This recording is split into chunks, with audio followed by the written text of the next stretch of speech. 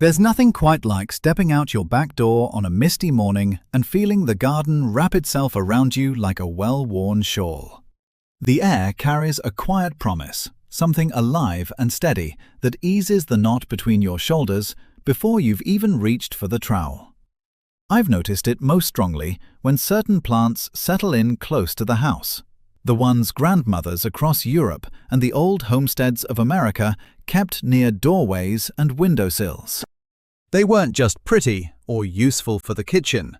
They seemed to hold the space itself in gentler hands, turning an ordinary patch of earth into a place where worries loosened and good things could take root. As a fellow gardener sharing thoughts from the soil, I've come to trust these living companions the way I trust my compost heap. Slow, honest, and full of unseen work. They draw pollinators in droves, build soil life beneath their feet, and fill the air with scents that lift the spirit without any fuss. Many of them carry stories from generations past, whispered over fences in Italy, Greece, England, and right here in temperate backyards, from Zone 4 up through the milder pockets of the Pacific Northwest or the warmer corners of Southern Europe. Folks used to plant them not only for protection or peace, but because they simply made the home feel right. Today, we can grow them with the same practical care we give our tomatoes and roses. Organic methods, good compost, a watchful eye for the seasons, and watch them turn our gardens into true sanctuaries. I've grouped them here by the way they tend to serve in a home garden. The guardians that watch the edges, the clearers that refresh what's heavy, the dream weavers that quiet the mind, the joy bringers that lift the heart, and the deep-rooted ones that create lasting calm. Each one comes with the lessons I've gathered from my own beds, soil mixes that work in clay or sand, companions that keep pests at bay naturally, and simple routines that fit busy lives on both sides of the Atlantic. Let's walk through them together, the way neighbours might over a shared cup of tea. The guardians at the threshold. Start with rue, that blue-green stalwart that has stood watch for centuries. Its leaves carry a sharp, almost peppery scent that tells you right away this plant means business. In Mediterranean villages and Latin American courtyards, it was grown in pots right by the door, or hung in dried bunches overhead, not as decoration, but as a living barrier against what didn't belong. The old stories say it absorbs heaviness before it crosses into the home. And I believe it in the way the air feels lighter when I brush past it on my way to the compost bin. Rue asks little of us. It thrives in full sun and poor, well-drained soil, perfect for rocky corners or raised beds where other herbs sulk. In USDA zones 4 through 10 and across much of Europe's temperate belt, it settles in happily once established. I start mine from seed in spring, pressing the tiny seeds lightly into moist soil and giving them a bit of light to spark. Once they're up, transplant to a spot that dries out between waterings. Overwatering invites root rot faster than any pest. A light mulch of gravel or coarse compost keeps the crown happy through wet European winters. It pairs beautifully with strawberries or roses, acting as a natural insect deterrent, while its flowers draw parasitic wasps that keep aphids in check. One word of gentle caution from the soil. The sap can irritate skin in bright sun, and it's best kept away from nibbling pets or curious little ones. But tucked respectfully near the entrance, rue becomes that quiet sentry, never demanding, always present. Bay Laurel stands beside it, as the plant of steady abundance. Those glossy, aromatic leaves have crowned victors and seasoned soups for millennia. Yet in the garden, they bring a sense of quiet plenty. I keep mine in a large terracotta pot by the front steps, so I can pinch a leaf for dinner or simply run my fingers through the foliage when the day feels thin. In zones 7 through 10, it can live outdoors year-round. Farther north, or in cooler European winters, it travels indoors to a bright, cool windowsill and waits patiently for spring. Grow it in a well-draining mix of compost and grit. Water when the top inch feels dry and prune lightly to keep it shrubby. The slower growth in containers is a gift. It stays manageable and still rewards you with enough leaves to share with neighbors. Plant it near the door and you'll notice how visitors pause, breathing deeper, as though the very air welcomes them. Its roots stay contained, so it won't compete with nearby perennials. And the leaves themselves make a fine tea for calming nerves after a long day in the garden. Hyssop follows close behind, its spikes of blue-purple flowers humming with bees from midsummer onward. Biblical tales and old European herbals speak of it sweeping away heaviness after illness or argument. And I see the truth of that in how the plant refreshes a tired border. It loves full sun and gritty, well-drained soil. Think Mediterranean-style raised beds or the edges of gravel paths. Hardy in zones 3 to 9, it shrugs off cold snaps once rooted and asks only for a spring cutback to keep it bushy. I scatter seeds directly in early spring or take softwood cuttings in summer. Both ways give me sturdy plants by June. Companion it with lavender or thyme and you'll create a pollinator highway that also deters cabbage moths. The clean, minty scent rises when you brush past, and I often steep a handful in water for a gentle floor wash that leaves the house feeling newly aired. In humid regions, give it extra space for airflow to avoid mildew. In drier spots, it laughs at drought. Angelica rises tall and imposing, its umbrella-like flower heads like green fireworks in early summer. Named for its heavenly associations, it was once planted near boundaries to call in protective forces, and its sweet musk aroma does feel grounding, almost as if the plant itself is offering a steady hand. This biennial prefers cool, moist, rich soil, perfect for the damper corners of British or Pacific Northwest gardens. Zones 4 to 9 suit it well. In hotter southern states or Mediterranean summers, mulch heavily and site it where afternoon shade breaks the heat. Sow fresh seed in autumn for best germination, or start in modules and transplant carefully. Its taproot dislikes disturbance. Feed the soil each spring with a thick layer of homemade compost, and it will reward you with flowers that bees adore. After blooming in its second year, let it self-seed or collect the ripe heads for next season. I've seen it calm a restless garden border simply by standing there, tall and unhurried, turning a patch of damp ground into something almost sacred. Plants that quiet the mind and invite dreams. Mugwort slips into the quieter corners, softening the edges of the day. Its silvery leaves and persistent nature have long been linked to clearer nights and sharper intuition, and I keep a contained clump near the bedroom window, where its gentle scent drifts through on warm evenings. It spreads readily, so I grow it in a large pot sunk into the border or a raised bed with root barriers.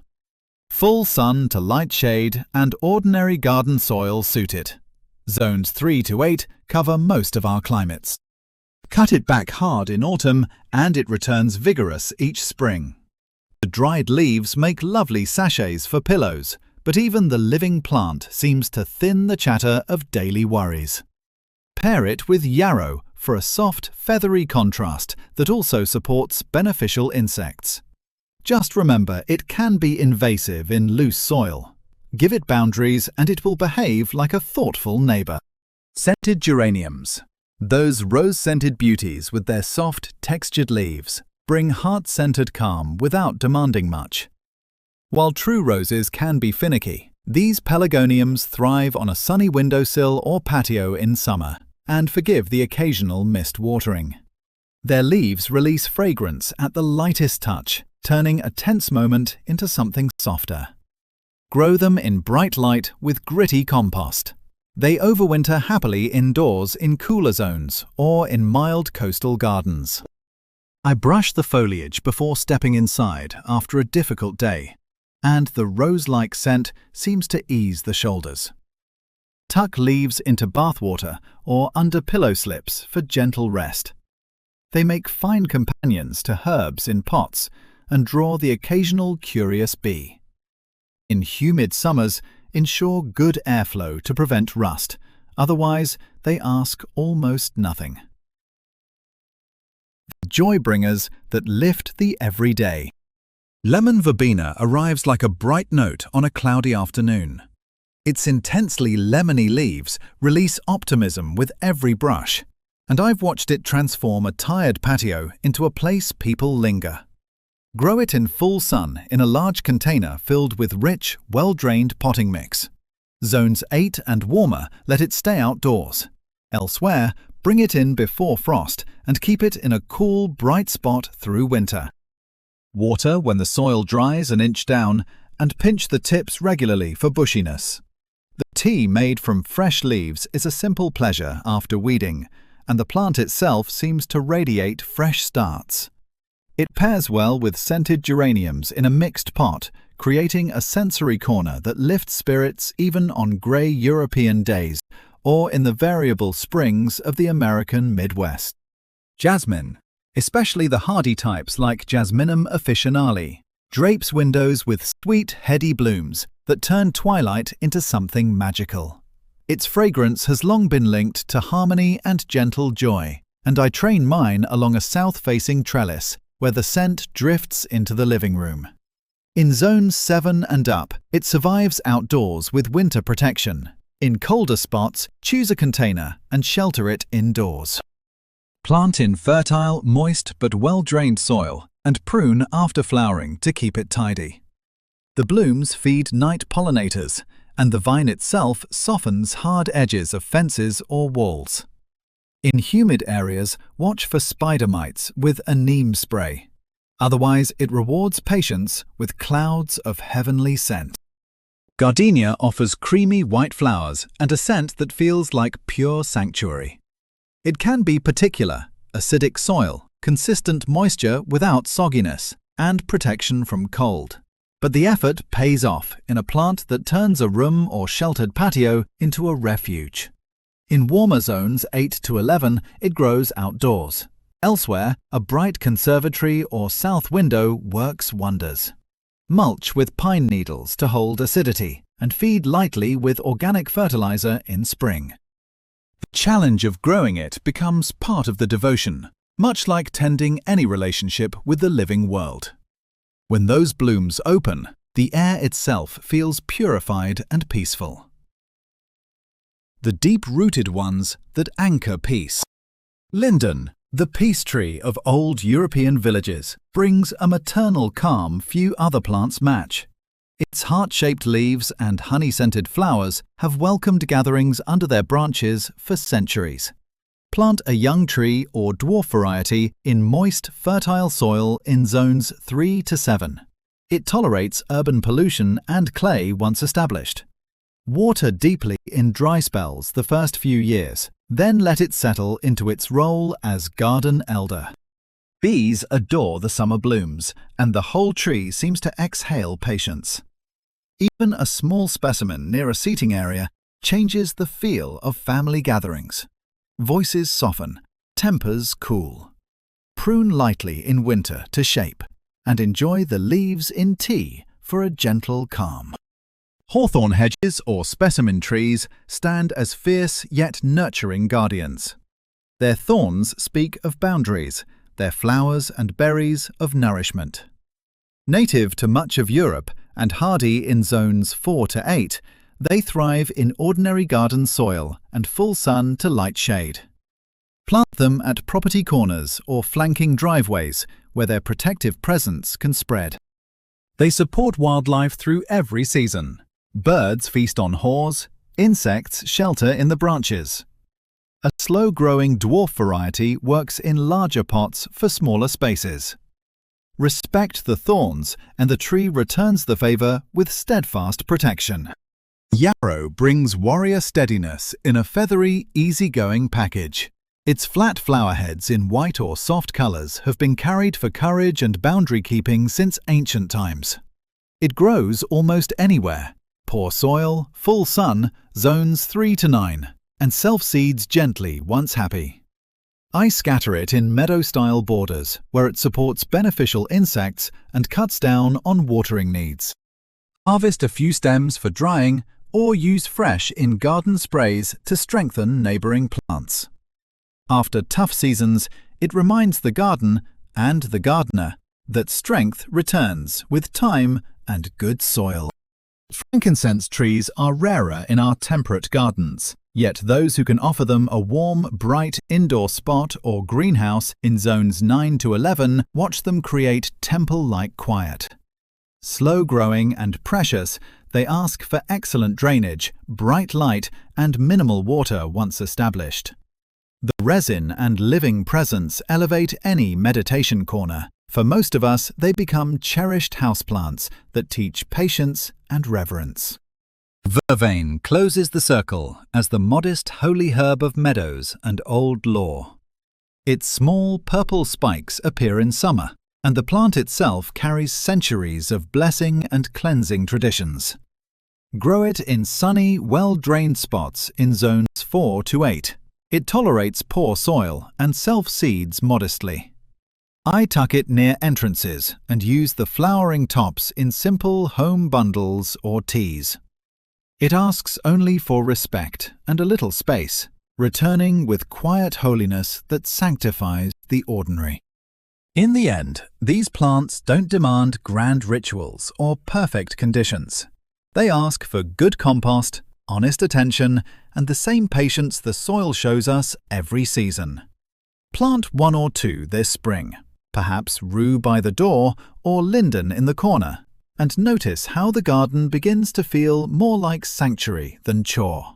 The bees will thank you, the soil will deepen, and your home will hold a gentler light. That, more than anything, is the real gift waiting in the dirt. Step outside. Dig a little hole and let the old companions show you what they've known all along. Peace grows best when we tend it together, one root at a time.